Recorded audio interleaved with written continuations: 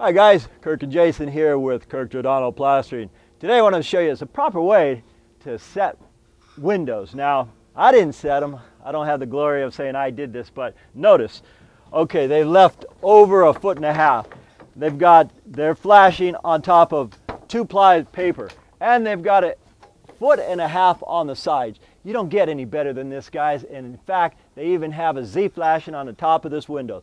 We're at the top of the world, meaning we're high up in Oakland. You better know how to watertight a building if you're going to work way up here.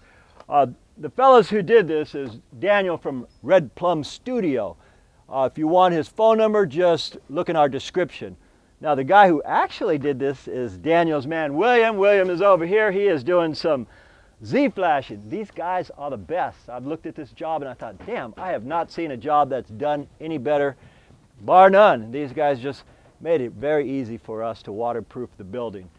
What I'm going to do is Carl and I are going to shove a piece of paper under here.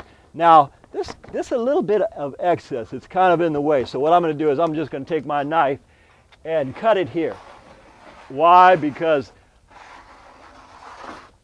it's going to be in my way. Now, I was just bragging about how good these guys are, and yet I take my knife and cut it. I'll show you why I did that. On our horizontal tie-ins, we only need, say, 3 inches. That's a code, 3 inches. We got 8 inches here, so that's more than what we need. On our vertical ties, we need 1.5 feet, or that's what I like to get. So what I'm doing is I'm pulling the staples out that they've got it right here. Why am I pulling those staples out? And why did I mark these studs right here? I'll show you. Carl, you want to give me a hand with this? All right. Put it through there. Now here's what we generally do, guys. And for the sake of explaining this, kick this stuff out the way.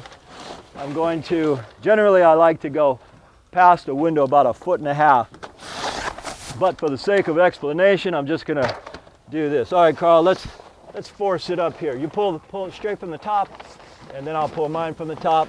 And we're gonna wiggle it back and forth. What we wanna do, guys, is I want to be under this flashing here, not under this one. I want to be under this guy here. And once we got it there, I'll put a couple tacks here just to prove a point, guys. Drop it down just a hair. Okay. We also want to keep that straight. You run out of staples, just go ahead and pop some more in. This happens to me all the time, guys, especially when I'm doing a video. You might say, check it before you do the video. Good point.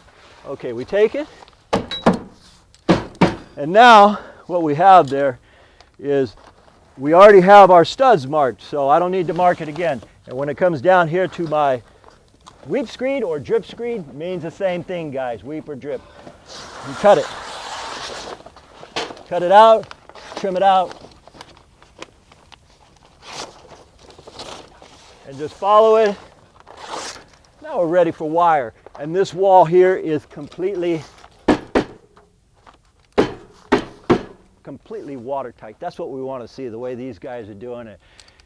Anyhow, my name is Kirk. I'm with Kirk Giordano Plastering. We thank you for watching, and as usual, guys, we'll see you guys on the next one.